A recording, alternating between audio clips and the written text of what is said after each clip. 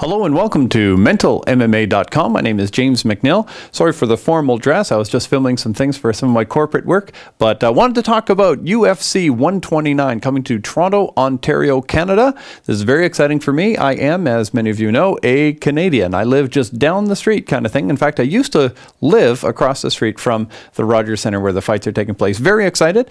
Yesterday is when the tickets went on sale here in Toronto, and I was there working on it. Me and a bunch of other people, in fact, a whole bunch, 42,000 tickets sold in the first day. And we were working hard to get these tickets. I mean, working hard. I was ready to spend the money, but it was difficult. I'm going to be up in the rafters. I'm going to be touching the ceiling of the Sky Dome, or what is now called the Rogers Centre, watching the fights. But apparently it's going to be a great show. They've got screens. They got all kinds of things set up, so I'm very excited. I want to talk about the fights. There's a lot of talk right now about Georges St-Pierre and Anderson Silva. They're not talking about this fight. They're talking about the Anderson Silva fight. They're talking about a super fight that is kind of promised, suggested, predicted, as long as GSP gets past Jake Shields, but this is no small matter. So I want to talk about that. I want to talk about the Anderson Silva factor. The GSP is his head in the game. And we want to talk about some factors, especially for those of you who are gamblers. I got some things that you might want to consider on this and some of the fights. So let's just dig right in and talk about the fight starting at the top. Georges St-Pierre, Jake Shields. As far as the skills, I think you know, and most people know, what we're looking at here. GSP, obviously an all-around fighter, an amazing wrestler, and of course, we've seen in his recent fight with Josh Koscheck his amazing striking, hand striking with the jab. Of course, he's always been a great striker. He's always been a complete fighter. Jake Shields, not as complete a fighter, but an off-the-charts jiu-jitsu submission master. This guy can move, transition. He can, I mean, he is amazing. And he apparently is pretty good at taking some punches because he survived Dan Henderson and won that fight and dominated Dan Henderson. Very impressive, very startling what he's been able to do. He's had to drop weight. Jake Shields in his last fight, his first fight in the UFC, was against the Hitman.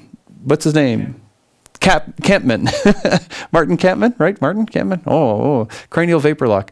And it would have been a great fight had Jake Shields been physically able to fight, but his weight cut just about did him in. He was barely alive for that fight, and yet he was able to win the fight. Now, if Martin Campman had have handled it a bit differently, I think he would have walked away with the win.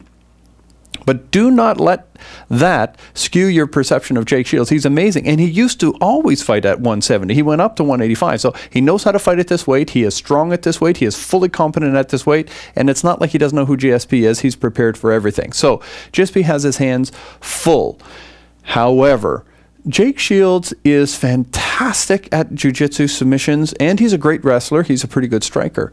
But I just don't think he'll have what it takes. If GSP comes in focused, if he's doing his thing, he can keep it on the feet. Why? Because he's that good a wrestler. Wrestlers, remember, decide where the fight takes place. And GSP, I believe, will make this a striking match, and he will win. I don't believe it'll be much of a problem if he shows up. So now let's talk about what's going on in GSP's mind, possibly. Of course, I don't know, nor do you. I don't want to be disrespectful and pretending I know, but I do want to talk about a couple of factors. Recently, I heard that he had parted ways with his manager.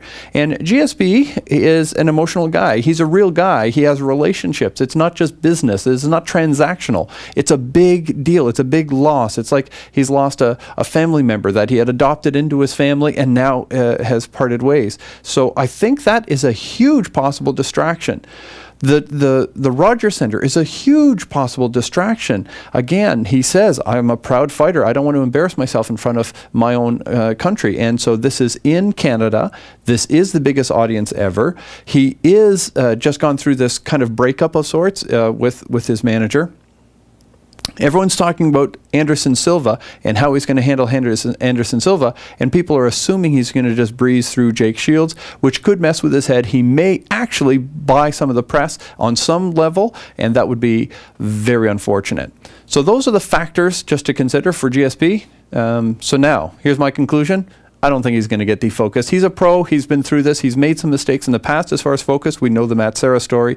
And so I believe GSP will be 100%. I believe he understands the mental game of this more than almost anyone out there. And I believe he will be completely focused, completely on task. And I believe he'll be able to finish Jake Shields. I'll say go ahead. I'll say a ground strikes KO or TKO in the first round. I actually believe he's going to strike him. He's going to rattle him. Jake Shields is going to go down. GSP will be careful how he manages that. Go down, ground and pound, and finish him off in the first round.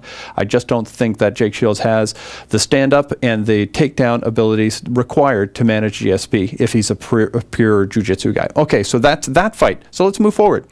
Next is Jose Aldo and Mark Hominick. Now, my son and I have both had the pleasure of training with Mark Hominick. No, not fighting with him, but we were in the same gym when he was doing very scary things at another level. But we worked out in the same place. Great guy, nice guy, kind guy, open guy. I love him, you know, appropriately. and the gang from London. He and Chris my son's laughing. Chris Horodesky, Sam Stout, great guys.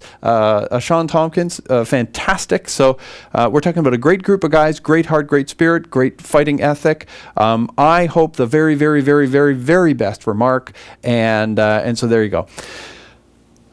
I'm not going to make any prediction on this fight because I know how great Jose Aldo is, and I think you probably know too. And so he's just at such a level as far as his fighting, and he's on such a rampage right now.